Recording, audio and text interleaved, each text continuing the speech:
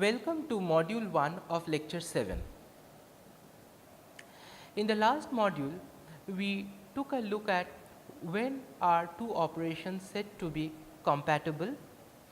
We also understood two important resource sharing models, the compatibility graph model and the conflict graph model, and we saw that a solution to the compatibility graph model in terms of finding the minimum number of clicks in it, a minimum click partition of the compatibility graph gives me the maximum resource sharing possible. We also saw that a minimum coloring of the conflict graph gives me an optimal solution to again to the resource sharing problem, but we told that both the minimum click partitioning problem and the minimum graph coloring problem is NP complete for general graphs.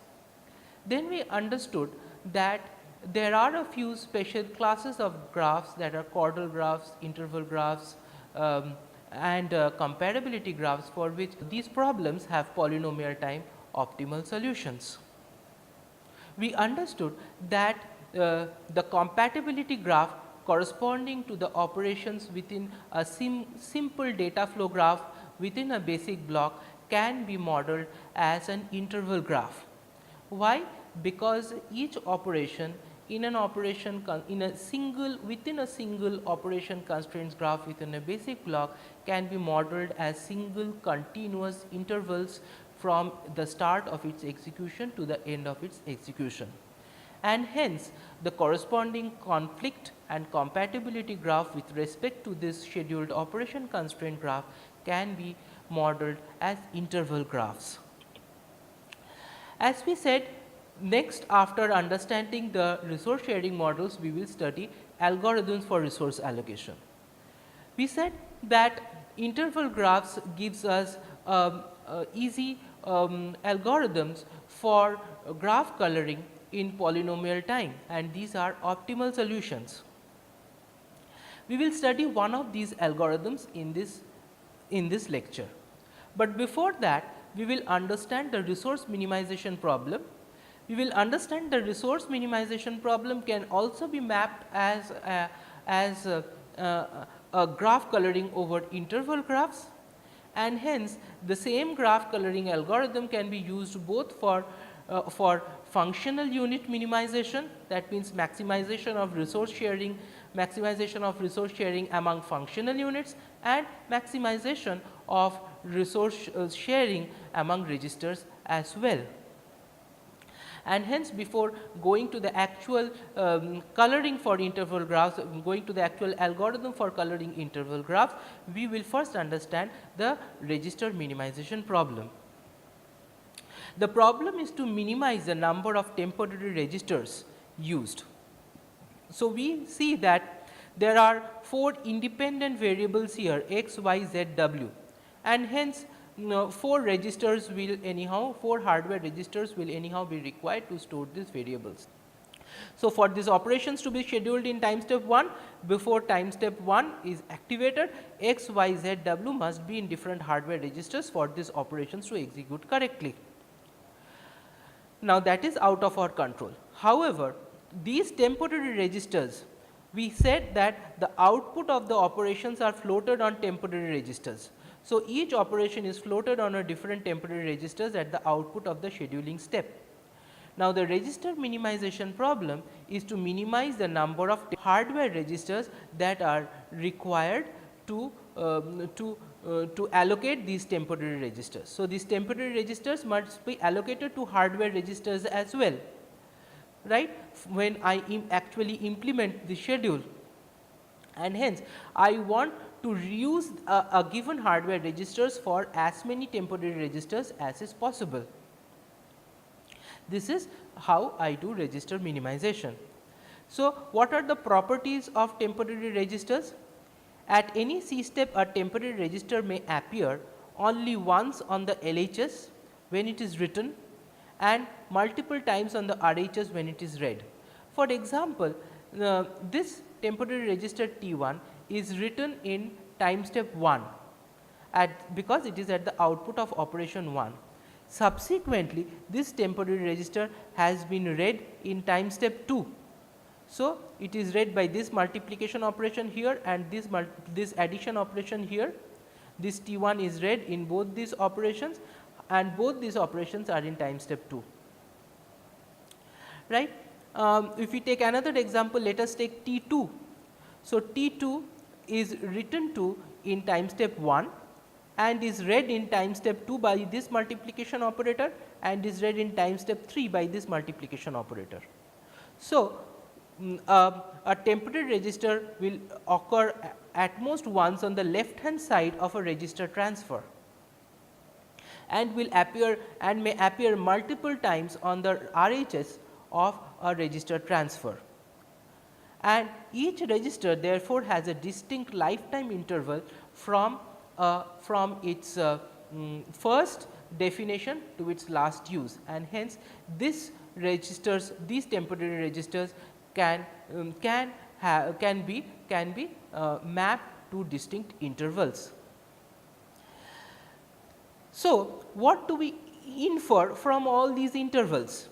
We infer that registers with non-overlapping lifetimes can be merged. So, temporary registers whose lifetimes are non-overlapping can be merged and allocated the same instance of a hardware register. For example, here T1 and T4 can be allocated to the same instance of a register. And so, what do the algorithm basically look like here? We sort the intervals based on their left edges, and then we take one hardware register which is blank, and we take the first temporary register and put that in that hardware register. Now, say R1, I have hardware register R1 and I have put temporary register T1 into R1 because this has the earliest left edge. Now, I can put another register which is the earliest temporary register, means which is the earliest starting temporary register that I can put again in R1, any register whose left edge is higher than this right edge of T1, right.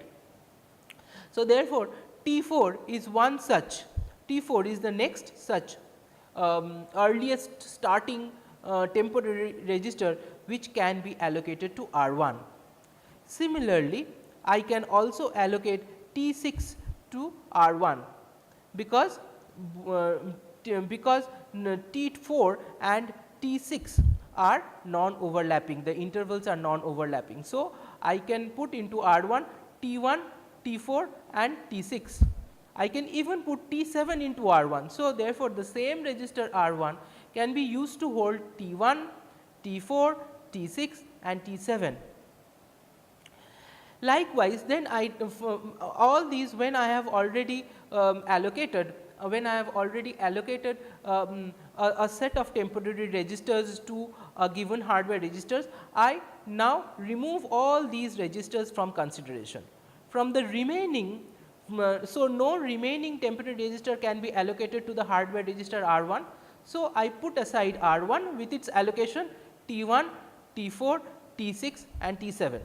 Now, for the remaining register, for the remaining temporary registers, we try to allocate again the minimum number of hardware registers that I need to allocate these temporary registers in a very similar manner. So, the algorithm that we have can be formulated as a graph coloring problem. So, this particular register conflict graph. So, this is a register conflict graph. For the register conflict graph, this register conflict graph is also called a register interference graph. Now, the register interference graph has nodes as the initial temporary registers. The edges denote overlapping lifetimes, right. For simple DFGs, register interference graph is an interval graph, right, similar to the fact that for simple DFGs the functional the behavioral operations in my operation constraints graph are also have a simple continuous intervals, and hence their conflict graph can also be represented as an interval graph. Here again the interval graph or the conflict graph for registers can also be similarly mapped as an interval graph.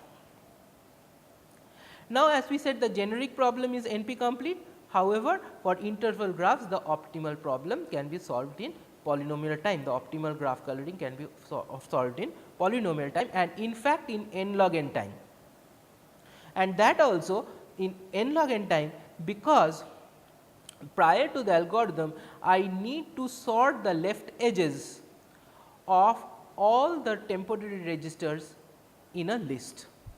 So, what are the left edges? Left edges are the start times, the definition times, the first definition times of the temporary registers. So, I need to keep a list which maintains all my temporary registers that have not yet been allocated into a list sorted in terms of their start times or their definition times or their left edges. So, in the interval graph I have a set of intervals Lj Rj. So, this is the Lj to Rj is the lifetime for temporary register Tj. Now, we need to assign a distinct color to a temporary register. What does this assignment of color means? A distinct color, if I assign to a temporary register, mean that I have assigned a distinct hardware register to this temporary register. So, this list I of all temporary registers are taken as input by the left edge algorithm. Now, given this list of intervals, it first sorts this elements in I in a list L in ascending order of the left edges. First, I assign 0 colors, means C equals to 0. What does C mean? C gives a labeling for colors. C equals to 1 is a distinct color, C equals to 2 is another distinct color, C equals to 3 is another distinct color. So, if I allocate a color C equals to 1 to a set of temporary registers, then all those temporary registers will be allocated to the same hardware register whose color is labeled 1, right. So, while there are intervals still left to be colored, we will take a hardware register, we will take a distinct color and find out what are the maximum possible number of temporary registers that can be allocated to this hardware register. What is the maximum number of temporary registers that can be assigned the same color? Okay. So, how do I do that? First, S equals to 5. That means, S will contain, S is a hardware register I have initialized, and currently it does not contain any temporary register in it, and hence S equals to 5. S is the set of temporary registers that can be allocated to a single hardware registers in each given pass, this while loop is a pass. Firstly, R equals to 0, the initial coordinate of the rightmost edge in S in the hardware register is set to 0, while there exists an element in L whose left edge is larger than R.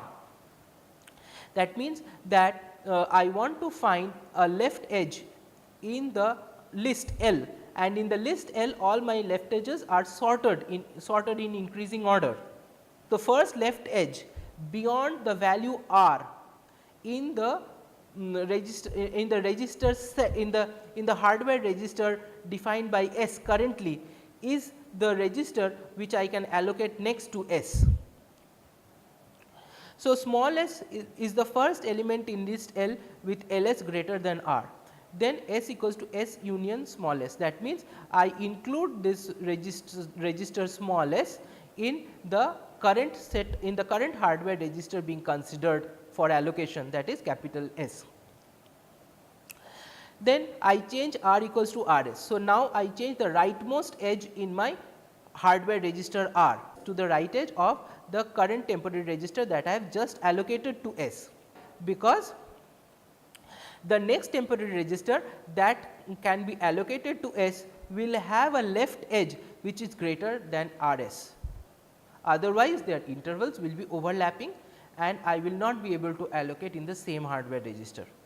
Now, because S has small s has already been allocated a hardware register capital S, I delete S from capital L, which is the list of temporary registers which have not yet been allocated.